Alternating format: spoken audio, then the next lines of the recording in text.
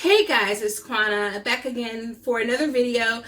This time I'm just going to kind of try not to ramble too much as I talk a little bit about Lovecraft Country Season 2 and the recent news that HBO does not plan to renew the series. And I felt like it was apropos for me to talk about this here on this channel because I did cover the entire series and did an episode recap of every single episode, which is something that for those of you who have been to my channel before know that I sometimes struggle to do across the span of an entire season of a show because of all of my other life obligations that pop up and things of that nature.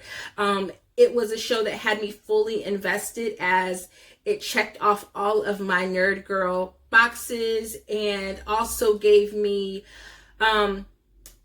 things that I did not even know that I was missing that I needed, like representation in the action adventure genre as someone who grew up loving movies like The Goonies, and, you know, Stand By Me and Indiana Jones and all of those other things. And it also gave me a little bit of horror, which I sometimes like. I always say in my horror review movies that I'm not a person who doesn't like horror, and yet there are specific elements of horror that I allow myself, you know, to traverse and to see. And the way that it was done in this series was enjoyable enough that I did not shy away too much. You know, I didn't hide underneath my blanket too many times. But it also gave us that. It gave us alternative, you know, history. It gave us science fiction and futuristic fiction, which we never really get to see. And so it did so many things for so many people. And it was such a loved show that I just wanted to talk about that a little bit and my disappointment around that, but what I hope will happen. So in case you're not familiar with Lovecraft Country or my channel, hi, I'm Quana. And so I'm going to be talking about Lovecraft Country, the series by HBO. It was created for HBO by Misha Green. It was produced by J.J. Abrams and Jordan Peele. And it starred Jurnee Smollett, Jonathan Majors,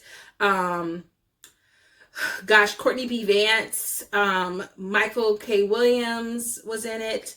Oh my gosh, so many people. Jamie Chung was in it. And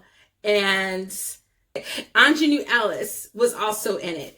And it's based on the book by Matt Ruff, which I purchased the book immediately after seeing the trailer.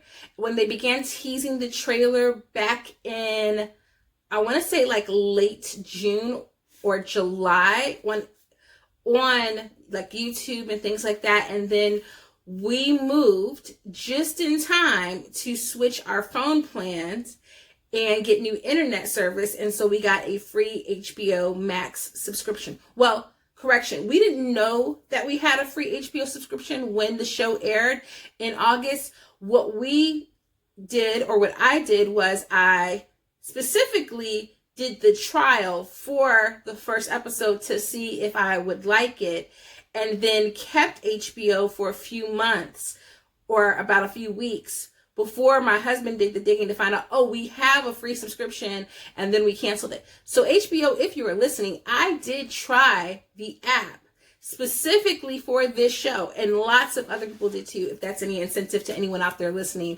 to why they should renew this show. But it's based on this book by Matt Ruff, and it follows this guy named Atticus Freeman. He's Atticus Turner in the book. Great idea for the name change, very symbolic. And his father is missing. He is a Korean War vet, and he is living in Florida, I believe, and he has to traverse through the South back up to the north of Illinois, kind of following the same paths that Black people did during the time of the Great Black Migration from the South to places like Chicago.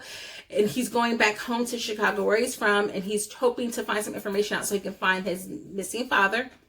And he ends up going on a journey with his Uncle George and his friend Letitia Letty Lewis.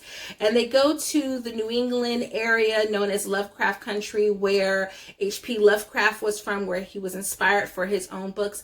And they find out that Atticus, known as Tick, has this magical legacy that is putting his life and the lives of his family members in danger. That is a broad, kind of quick summary of the book for those of you who haven't read the book or seen the show. That's basically it. And lots of things happen in accordance to this book, and a lot of things are changed. Genders are swapped of certain characters. Characters are created and added. For example, Jamie Chung's character, Jihad, does not appear in the book. There is no telling about a story with Jihad in this book whatsoever. So I thought that was a great addition. Yahima, the two-spirited indigenous woman, I believe she was Taino, but she is not mentioned in the book. She's created for the show. And the show was a hit for the very fledgling app that was HBO Max. And it was a big hit for HBO. It was the biggest debuting show for HBO for that year because Watchmen had already ended. It was the biggest finale of all of 2020 for any show. And so it was a bit odd. The air did not smell so fresh. It was something stale and funky in the air when we did not find out that the show was going to be renewed for a second season. Now, what's important to mention is the show was initially picked up as a limited series and based on the book. And so when the season 1 ended, it ended basically where the book ends, albeit several things changed, which the changes were intentionally leaving the story open for future iterations, and it ended differently enough from the book in order to spawn possible storylines from it. And I will say that. So if you haven't read the book, just know that even though it is, yes, people will use that argument, oh, well, it's based on the book and it follows the book in this first season.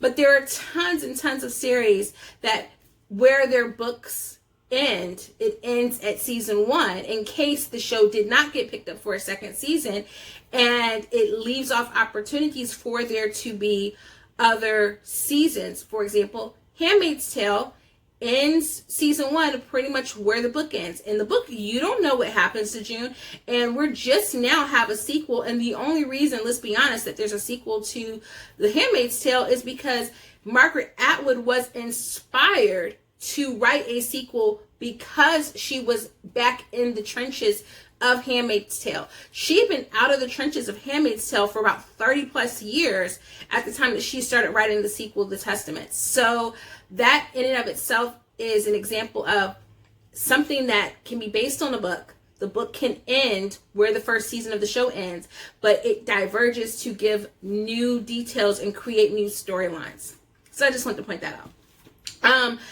Also, another piece of evidence is that Misha Green has been fully advocating for, talking about, writing about Handmaid's Tale, Lovecraft Country since the finale. On her social media platform, on Twitter, she's been dropping the episode scripts periodically, and in fact, the day after this news broke from HBO, she went ahead and finished dropping the rest of the scripts. She'd been doing it occasionally, and I believe the last major drop that she did was like episode 5, and she just went ahead and released the rest of them all at one time. And I think part of the reason why she had been releasing them, and those of us who've been reading them, has been to advocate for her own storytelling, her own writing, how her work diverges so much from the source material to show that she's a strong enough writer to create future storylines for this piece and it not be canceled. So I think that's one of the reasons why we saw her doing that. We've also seen Journey Smollett posting about this. In fact, she shared this picture, which is, the greatest squad, and it's her and Jonathan Majors and Misha Green. And think about, she's in She was in the Harley Quinn movie, Birds of Prey. There's going to be a Birds of Prey kind of continuation. There's going to be a Black Canary continuation. And yet she's not calling that the Squad. She's calling this the Squad. She's still talking about this particular acting opportunity. Misha Green is writing for and directing the next Lara Croft movie. And while she is talking about that on her social media platform and generating buzz about it, she still has multiple times suggested that she is capable of doing more than one thing at one time and that she was preparing for it. I think what was most devastating is the fact that HBO itself had teased opportunities for the show to be renewed. There was a survey that the app sent out asking for feedback about the show, along with some other shows that were on the platform and what would keep people invested in it. I remember I took that survey and I definitely said, I will keep the app. If there is more Lovecraft Country, I would keep it. Because other than that, there's not too many shows that I watch. Yeah, I could go back and watch Game of Thrones if I wanted to or whatever. But I can also just buy the box set and watch it whenever I want to watch it, because most of your big time Game of Thrones fans are going to do that anyway. There's not too many shows that are like unique to HBO. Yeah, they have that run with WB where they're releasing their movies, but now we're back potentially in movie season. So unless there's another shutdown, I don't see people, and let's be honest, Insecure fans, as much as I am one, a lot of people who watch Insecure are not watching Insecure on HBO, or they're gathering with their friends and they're watching it that way. They're no shade to that, but you have these big franchises that draw people to some streaming services like HBO, because although HBO does create content, they're not creating content at the speed of which a Hulu or a Netflix, who've already been in the game, have been doing it. And their audience is not that specific in the same way that like a Disney Plus is. Like, as a mom, I'm gonna have Disney Plus. Best believe as soon as Disney Plus dropped, we were like, yes, we got to be in this house with these kids. We're going to get Disney Plus, and we're going to keep Disney Plus because that's what we want our kids watching, because we can kind of control what they're watching a little bit more and not have them exposed to as much as when they're watching things on even sometimes Netflix or Hulu. So yeah, we let them watch things on those services, but like Disney Plus is like our surefire where we know we're going to do things with our kids. So I say all that to say, I think HBO really, really fudged up with this, because this was an opportunity to not only do something that was unique in the show, what the show was giving, but I thought that there were certainly elements of the show that were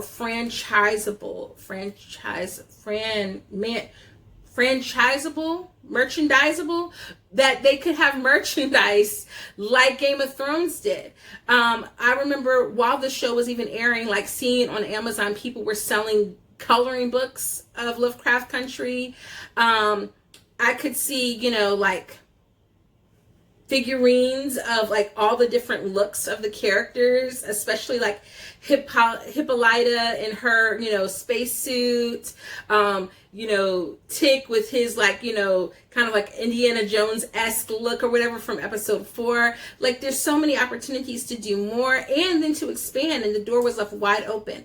And then Misha Green dropped this 3 hours after the news broke. She dropped that she had a season 2 Bible, 75-page season 2 Bible. And in case you're not familiar with that, doesn't mean like a literal Bible, but it's just a book, a think book of what characters are you creating for the new season, those character arcs, what those characters plan on doing, how they're connected, the stories that you want to tell. It's the prep work for those scripts.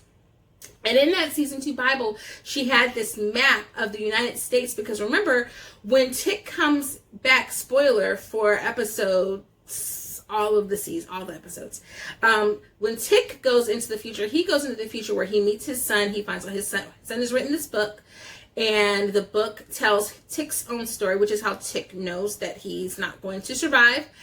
And he says that, us have power and everything has changed and us is fighting against the white ones. Well, in this map, she shows kind of the division of the layout of the United States, or what the United States used to be.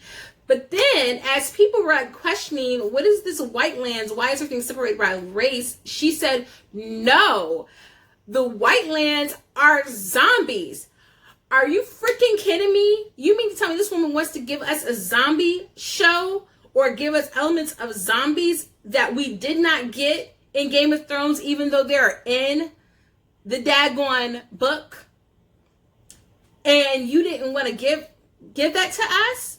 The same people who gave us White Walkers, and then the payoff was you didn't want to give that to us? Like, I don't know if this is just like they're so afraid now because they got so much negative feedback from the D&D crew that they're afraid to give shows multiple seasons, but yet they will give these serial comedies and things like that multiple seasons, but they won't invest. And I know that these types of shows have big budgets, but and maybe the ask was too much. You know, Jonathan Majors is becoming a much bigger star. I've said it before, I'll say it again. He is going to be the next Denzel Washington, the next Samuel L. Jackson. He is going to be that. So yes, he probably demanded more money. Journey is that girl. She is probably demanding more money. But there's so many opportunities for this show to branch out and to bring in new audiences as well, and not just to be seen as a primarily Black show. But look at what they did for the character of Gia.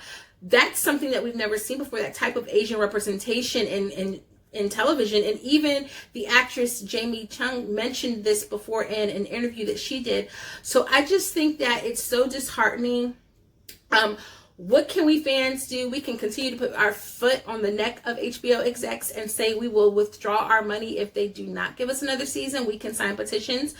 But ultimately, I'm thinking that the reason Misha Green is doing all of this out in social media is she herself kind of sent it in the air that things were not going to go her way. And so she's hoping that maybe someone else will pick up the show. I've not seen Underground. I'm not a big fan of slave retellings, just from an emotional standpoint, but from what I understand, it was critically acclaimed. Journey was amazing. Aldous Hodge was amazing. And from what I understand from the feedback of critics has been. So I definitely plan to watch it, but I don't expect watching that to kind of get the same feel from this, because I think they are probably so different. And yet that was another show that got that acclaim and was canceled and has a huge following on of fans, and fans were hoping that it was going to get picked up by another network, and it didn't. Now, the only thing is, Lovecraft Country, I think, is a little bit more marketable than, you know, Underground, but who's to say? I don't know what will happen. All we can do is keep our fingers crossed. My thought is, if we don't know anything by the end of this year, then it's probably not going to happen, because as these stars continue, right now everyone has kind of sensing in the air that they're still on board to come back for another season of this. I don't know if everyone's schedules will allow them to do that, if this show has to wait another 2, 3, 4 years. I would much rather get a second season of this than another season of them. And that's the last thing I'm going to say about that. So tell me down below in the comments, one, have you signed the petition? I'm going to include the link in the description box. And let me know, did you watch all of Lovecraft Country? Like I said, I did every episode of a recap with that. So I'll link that playlist up here in the upper corner. And guys, I'm just going to say this. I'm praying that hope is not lost. Fingers crossed that we can get our show back. All right, this is long enough video. I will see you guys in the next one. Toodles.